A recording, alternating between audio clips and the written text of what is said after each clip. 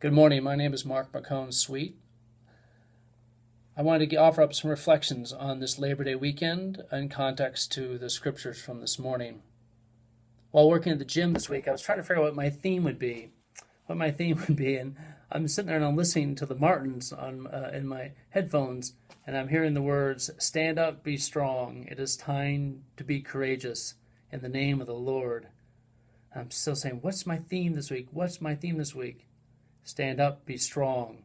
It is time to be courageous in the name of the Lord.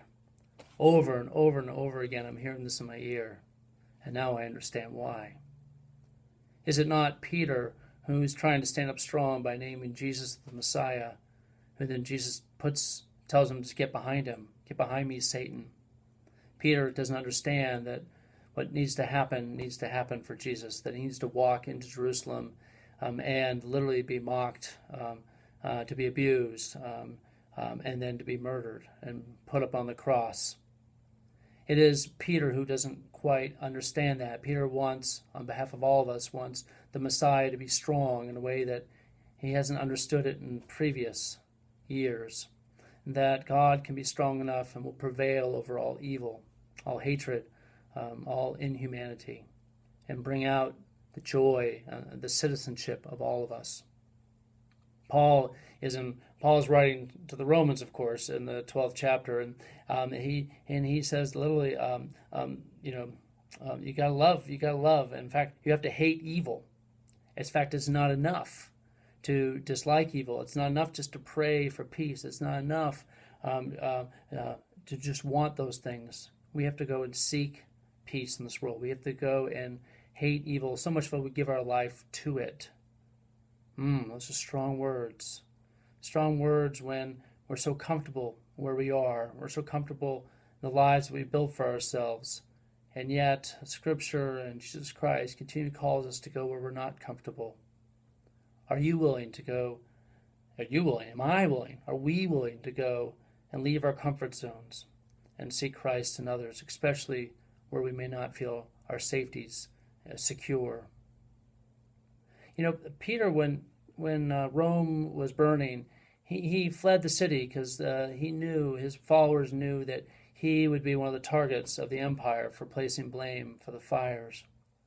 And as he leaves and he's essentially escaped, he has a conversation with God, and he hears the voice of God telling him to go back. And so he goes back into the lion's den, as they say, where he will be put up on a cross. It reminds me of Jonathan Daniels, a martyr of the Episcopal Church who went to seminary where I went to seminary. Jonathan Daniels was a young man, well-educated, white man who heard Martin Luther King calling for people to come down and register people to vote. And as he went down south with a small group of people to do that, they were arrested right quickly. And then they got released from prison mysteriously. He didn't know why. But his group knew that something was wrong, and as they approached a small shop for refuge, they were approached by a man with a shotgun, and who quickly started harassing the women in their group. And as they harassed this woman, Jonathan Daniels stood between the shotgun and the woman and took the full blunt of the blow of the shell, and he died. He gave his life fully to God and to peace and love in the midst of hatred.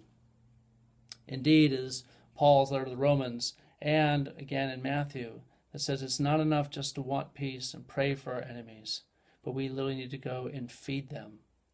That's a hard thing to imagine, especially when we read the press and we see all the atrocities going on in this world.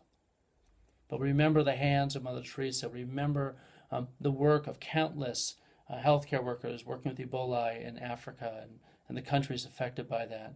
We constantly see it in people in prisons serving the prison population that's underserved. We see that in soup kitchens, and we see that in so many areas in our lives. The question is, will you and I, will we get off, leave our comfort zone? Will we go and seek Christ in others and serve them? And especially serve those who disagree with us and those whom we might consider our enemy. Are we willing to risk our lives for Christ?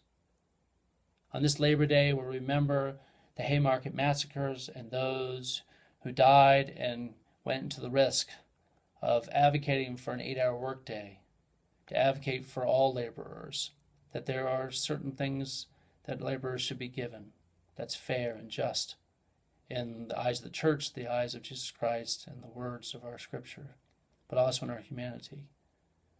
This Labor Day weekend, I know it's a fun weekend and a time off from school, and I know it's a time for football to get started, but hopefully we can remember that it's about the work that we do, serving others and building up our communities and the world, even those who try to destroy it, to build it up in the agape love of God. May peace be with you. Bye-bye.